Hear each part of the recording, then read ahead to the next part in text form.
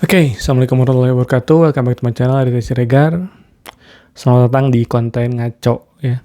Dimana konten ini sebenarnya lebih ke penyaluran aku aja sih, buat berekspresi dan bercerita. Karena kadang aku juga ada dorongan ya untuk pengen gitu ngomong, nyampein sesuatu, tapi kemudian nggak ada atau aku nggak tahu substansi yang mau aku sampaikan itu apa gitu. Jadi dorongannya ada nih, urgensinya ada, energinya lagi banyak ya.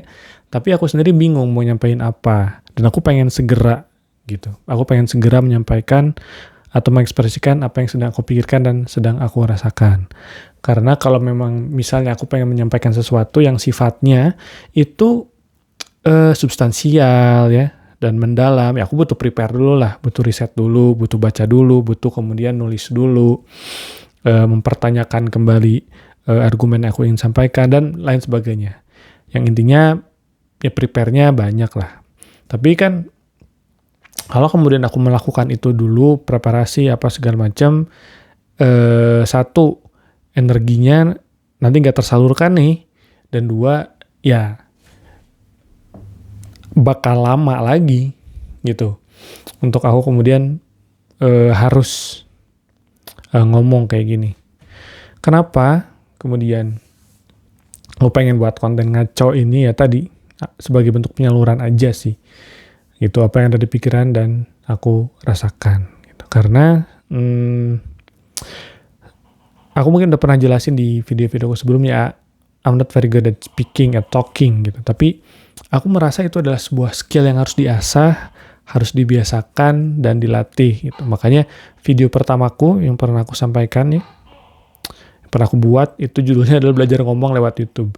Karena hanya dengan YouTube lah kemudian aku bisa belajar untuk berbicara di depan, at least walaupun nggak di depan umum, itu di depan kamera, di depan sesuatu yang menuntut aku untuk fokus, menuntut aku untuk bukan pretend ya, tapi menuntut aku untuk mengutarakan sesuatu tanpa ada objek yang jelas. Maksudnya objek yang jelas itu apa? Aku bisa lebih gampang ngobrol kalau ada lawan main gitu ya, atau ada teman ngobrol gitu. Itu aku merasa lebih mudah untuk kemudian aku menyampaikan sesuatu. Tapi kalau kayak gini nih, ngomong kayak gini, itu ngeblank aja gitu. Kayak nggak ada apa-apa. Tapi tadi sekali lagi, energi untuk menyampaikan sesuatu itu banyak. Itu sih awalnya. Dan konten ngaco ini kayaknya akan aku isi dengan lintasan-lintasan pikiran yang masih sifatnya lintasan-lintasan pikiran, belum mendalam, dan juga belum aku resapi lebih jauh ya. Dan salah satu yang ingin aku sampaikan di sini adalah tentang kemampuan literasi gitu. Kenapa kemampuan literasi ini menjadi sesuatu yang terlintas di pikiranku? Karena satu, waktu aku raker di Sintesa di bulan Januari lalu, aku itu diminta dan juga teman-temanku, rekan-rekan kerjaku diminta sama Kang Zen ya, untuk bikin yang namanya proposal cinta. Jadi proposal cinta itu isinya adalah harapan-harapan, keinginan-keinginan, ya capaian-capaian yang ingin diraih di tahun 2025 ini. Dan salah satu isi dari proposal cinta itu adalah bukan the first in the family who ketang. Salah satu isi dari proposal cinta itu adalah keinginan, harapan, enggak, itu formulanya sih. Tapi isi dari proposal cinta itu intinya gini lah. Salah satu isi dari proposal cinta itu adalah aku sebagai seorang adit itu ingin menjadi solusi permasalahan literasi Indonesia gitu. Kenapa kemudian keinginan atau harapan itu tercetus dari diri aku? Satu, karena bukan aku orang yang jago literasi ya, dan juga aku bukan orang yang pandai dalam baca tulis yang paling jago lah, enggak. Cuman somehow ya, all the signs point there gitu, kayak all the stars align and I have to do this gitu. Ibarat kayak lagi jalan gitu, terus menemukan tanda-tanda yang mengarahkanmu kepada sebuah tempat gitu, dan itu rasanya meant to be. Yang pertama adalah aku dulu pengen jadi musisi dan aku ingin kuliah di jurusan seni musik. Nah, tapi kemudian karena satu dan lain hal aku nggak bisa. Jadi dulu tuh aku dapat jalur undangan ya, PMDK kalau dulu istilahnya, jalur undangan. Dan jalur undangan itu nggak bisa ditolak. Dan ya selain itu, ya sayang juga kan, ngapain lu nolak jalur undangan, nggak perlu ikut SNMPTN, nggak perlu ikut ujian gitu ya. Cuma berdasarkan nilai rapat lu bisa keterima. Nah, nggak ada tuh jurusan seni musik. Nggak ada. Padahal angkatanku yang sebelumnya dan angkatanku yang setelahnya itu PMDK-nya, jalur undangannya untuk seni musik itu ada. Nah, makanya aku memilih lah alternatif lain. Yaitu, waktu itu aku mikirnya gini sih, apa ya yang kira-kira masih mendekatkan aku kepada apa yang aku mau gitu, which is musik. Apa ya kira-kira yang masih ada unsur seninya. Gambar nggak bisa. Ya yang paling mendekatnya adalah bahasa. Karena waktu itu aku masih ngeband juga, jadi aku pikir dengan belajar bahasa, aku bisa lebih mudah lah dalam bikin lirik ya, dalam memformulasikan sastra dalam sebuah lagu gitu. Itu mikirnya ke sana. Dan jatuhlah pilihan itu kepada jurusan bahasa dan sastra Inggris, dan yang keduanya pendidikan bahasa Inggris. Jurusan bahasa dan sastra Inggris itu lebih fokus ke bahasa dan sastranya, sedangkan pendidikan bahasa Inggris lebih ke mengajar bahasa Inggris gitu. Dan alhamdulillah aku diterima di jurusan bahasa dan sastra Inggris. Waktu itu aku belum jago-jago banget. Ya sekarang juga nggak jago sih, tapi waktu itu ketika masuk jurusan tersebut, sumpah ternyata aku baru sadar kemampuan berbahasa aku sangat jelek gitu. Bukan hanya kemampuan aku dalam berbahasa Indonesia, bukan hanya kemampuan aku dalam berbahasa Inggris, tapi ternyata kemampuanku dalam berbahasa Indonesia juga masih sangat buruk gitu. Dan ini terlihat salah satunya di kelas writing for general purposes gitu ya. Menulis untuk purpose itu apa ya? Tujuan umum lah gitu. Di situ grammarku kacau, acak-acakan. Terus gak jelas apa yang aku tulisin apa. Aku masih belum bisa ngebedain mana singular, mana plural, dan lain sebagainya lah. Aturan-aturan berbahasa, terutama berbahasa Inggris, waktu itu aku masih gak ngerti banget. Nah, bahkan di semester 2, ketika aku mendapatkan mata kuliah Foundation of English Grammar, di UAS, bener UAS, bukan UAS, UTS, ya UTS itu nilaiku 0. Salah semua, gitu ya. Bener-bener gak ada yang bener jawabannya. Dan sejak saat itu aku berpikir, wah gak bisa nih, gak bisa gini-gini aja, aku harus belajar dan memperbaiki kemampuanku dalam berbahasa, khususnya dalam bahasa Inggris gitu. Dan ternyata 4 tahun aku belajar bahasa dan sastra Inggris di perkuliahan itu sangat membantu aku. Jujur, kalau waktu itu aku lihat tuh di Kumparan atau di mana ya, salah satu jurusan yang paling banyak disesali oleh banyak orang adalah sastra Inggris gitu. Tapi aku pribadi tidak menyesal. Kenapa? Karena justru dari sana aku belajar banyak hal. Aku belajar tata bahasa yang lebih baik, aku belajar logika bahasa yang lebih baik, terutama bahasa tulis ya. Dan aku juga, karena aku jadi sanggup berbahasa Inggris itu ya, dari yang tadinya nggak sanggup jadi bisa, itu aku punya akses. Ntar ini ngerekam gak sih?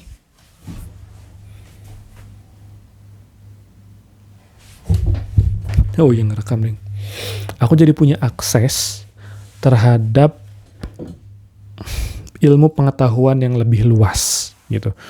Ilmu pengetahuan yang lebih luas. Karena tadi aku jadi bisa berbahasa Inggris nih, aku bisa baca bahasa Inggris, aku bisa menulis dalam bahasa Inggris, sehingga aksesku terhadap ilmu pengetahuan juga jadi jauh lebih luas gitu. Itu satu. Dan ini kerasa banget ketika kemudian aku masuk ke dunia kerja. Ketika aku masuk ke dunia kerja, itu ini tanpa menjelek-jelekan atau merendahkan siapapun ya. Tapi ketika aku masuk ke dunia kerja, ada satu fenomena yang sangat membuatku kesal. Pertama, waktu itu aku kerja sebagai penerjemah, translator. Kerjaanku itu menerjemahkan tesis dan juga paper ya, dari bahasa Indonesia ke bahasa Inggris. Di situ aku menemukan bahwa, S2 ya, tesis S2 ya, master.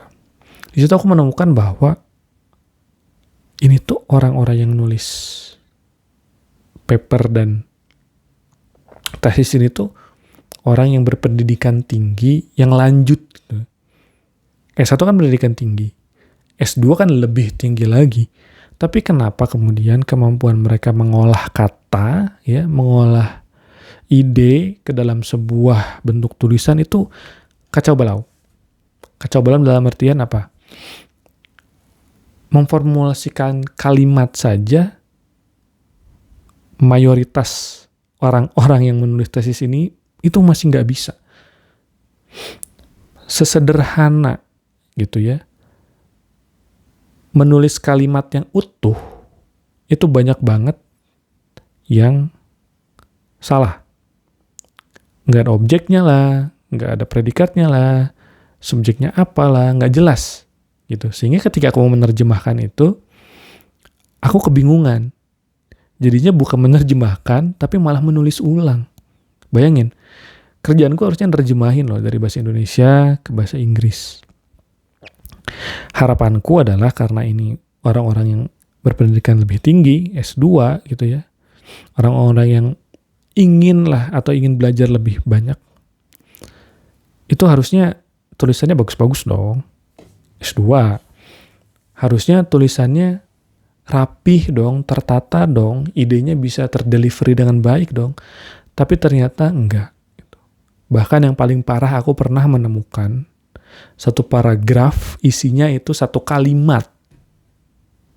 Bayangin, satu paragraf itu isinya satu kalimat terdiri dari 100 kata tanpa titik. Itu sumpah salah satu pengalaman yang paling luar biasa ya selama aku bekerja sebagai penerjemah. Itu tuh. Satu paragraf, satu kalimat isinya 100 kata, bayangin. Harusnya kan itu bisa dipecah 12 kata, itu udah paling panjang lah untuk sebuah kalimatnya. Ini 100. Bayangin baca 100 kata tanpa titik. Ini poinnya apa sih? Dia mau ngomong apa sih? Gitu. Nah, sehingga hal itu tersebut menimbulkan keresahan. Kok? Ayolah. Kenapa orang-orang yang berpendidikan tinggi kemampuan berbahasanya masih seperti ini?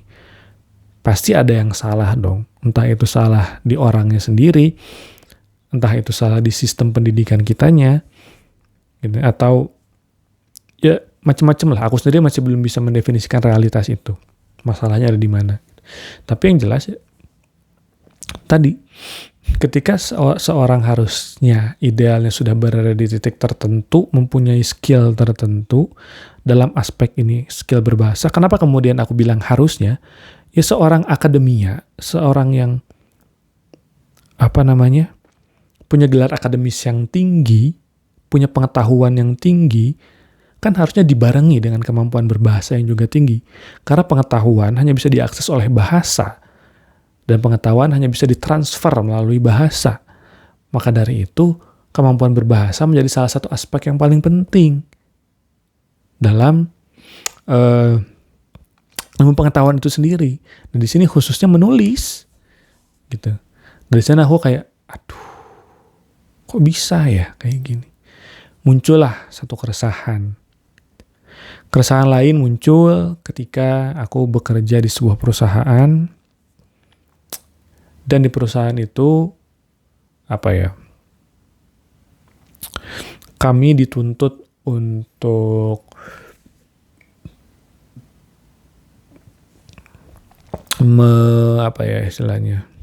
Ya karena divisi itu baru dibentuk ya maka dari itu ada tuntutan lebih lah untuk mencapai target, untuk mencapai goals gitu.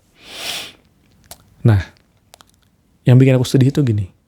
Karena divisi itu diisi oleh orang-orang yang karena divisi itu masih baru dibentuk dan divisi itu diisi oleh orang-orang yang tidak punya pendidikan di bidang itu, harusnya kan ada keinginan, ada kemauan untuk belajar dong. Harusnya kayak gitu ya, belajar, mempelajari sesuatu yang sedang mereka kerjakan. Supaya apa? Supaya yang mereka kerjakan itu bisa relevan gitu. Supaya yang mereka kerjakan itu tidak mengawang-awang gitu. Ada landasannya, ada duduk pikirnya gitu ya. Dan jadi lebih terarah gitu. Tapi sayangnya tidak gitu.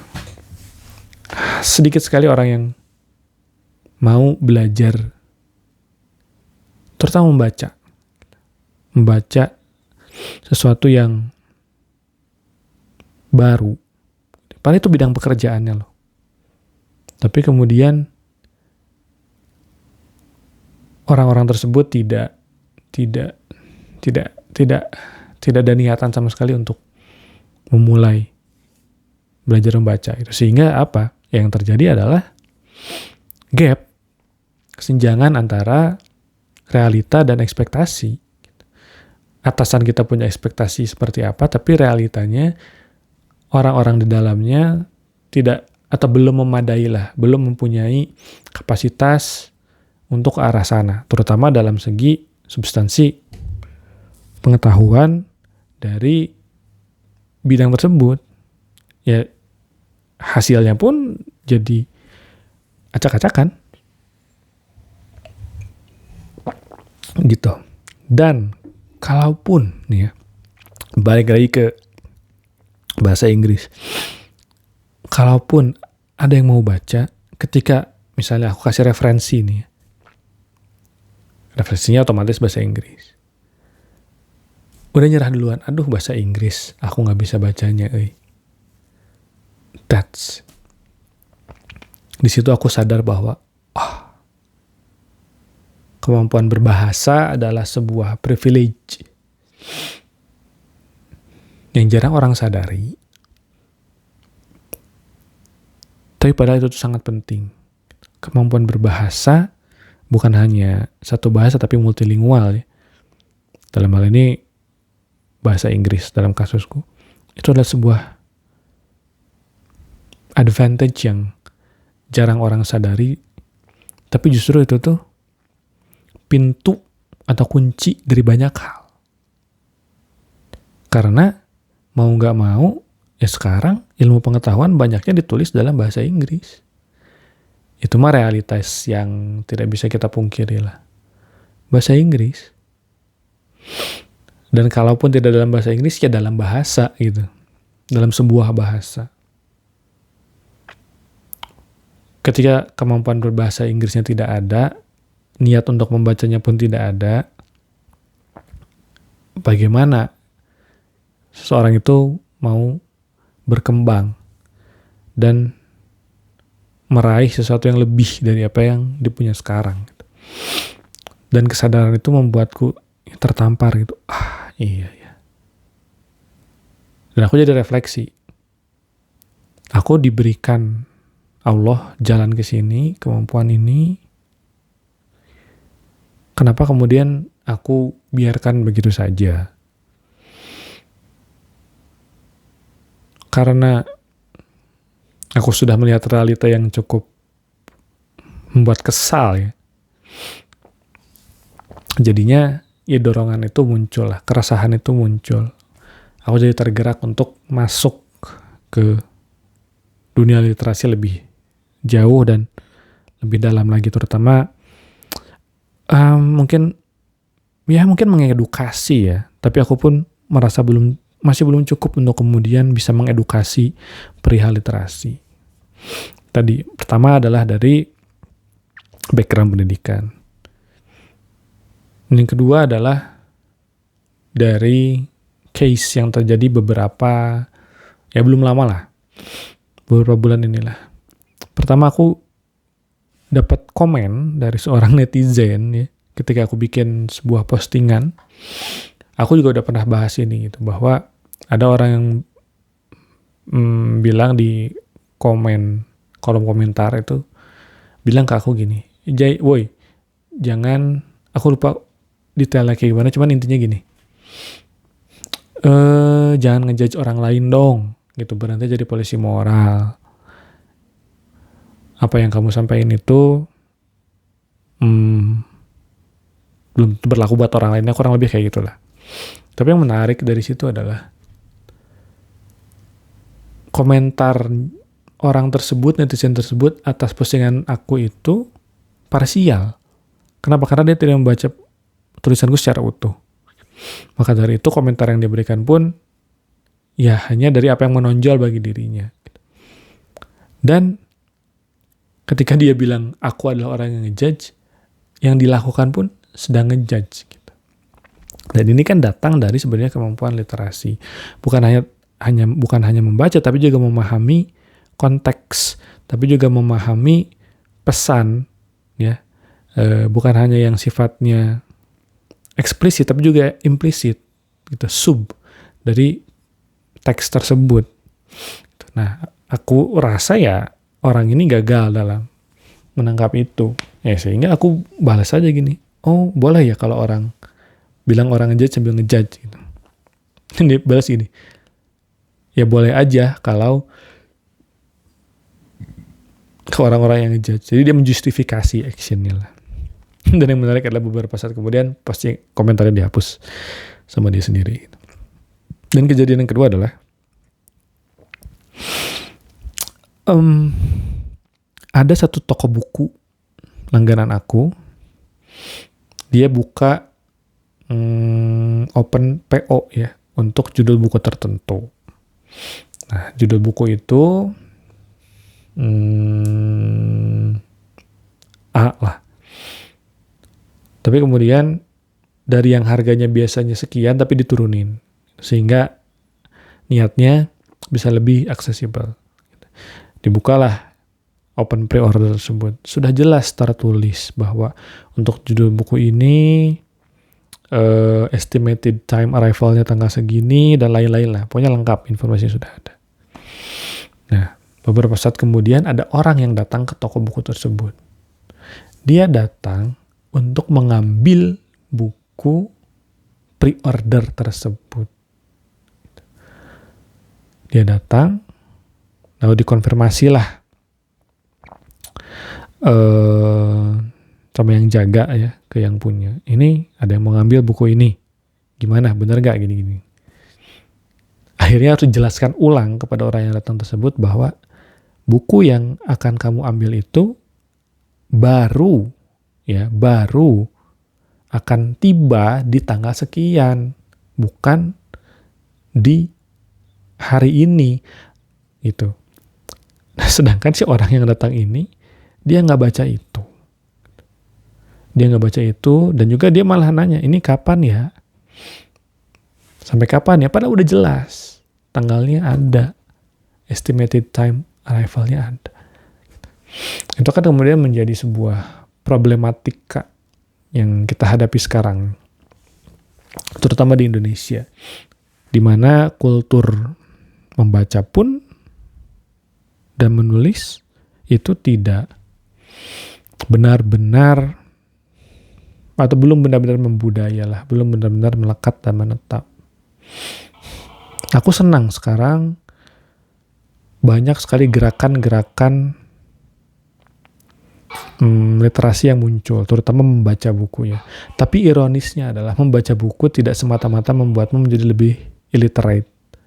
Tidak semata-mata membuatmu menjadi lebih literate. Lebih punya kemampuan literasi yang lebih tinggi. Gitu.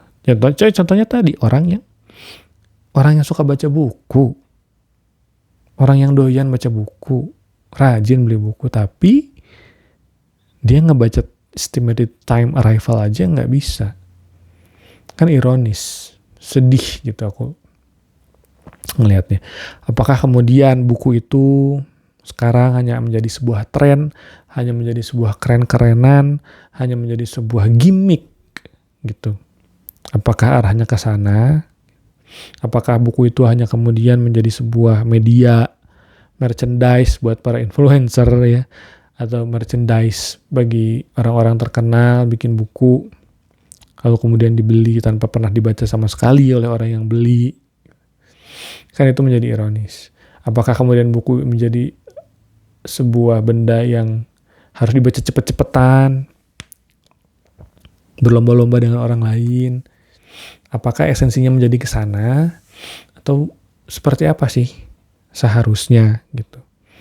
Dan aku ya tadi sekali lagi sedih melihat itu semua. Itu ketika buku seharusnya bisa menjadi medium untuk orang berpikir lebih kritis, berpikir lebih mendalam. Ini hanya menjadi ini hanya terbatas di permukaan. Sayang banget sih, sayang banget. Karena tadi kalau konteksnya adalah buku sebagai solusi bagi literasi, ternyata masih banyak variabel lain yang mempengaruhi. Ternyata membaca buku tidak bisa berdiri sendiri. Kayak gitu. Dan sebenarnya masih banyak lagi ya kalau mau dibahas gitu soal masalah literasi ini. Dan ini sebagai penutup aku teringat sebuah perkataan dari Mas Bagus Mulyadi ya. Dia bilang bahwa tulisan itu sangat lekat dengan pengetahuan. Ketika tidak ada pengetahuan ya tidak ada tulisan. Kurang lebih intinya kayak gitu. Jadi jadi gini deh. Kemampuan literasi kita ya akan kemudian diukur dari berapa banyak pengetahuan yang kita serap. Tapi bukan hanya soal seberapa banyak, tapi juga seberapa dalam dan seberapa memahami, juga seberapa jauh kita mempraktikkan pengetahuan tersebut. Karena yaitu saling berkaitan. Gitu.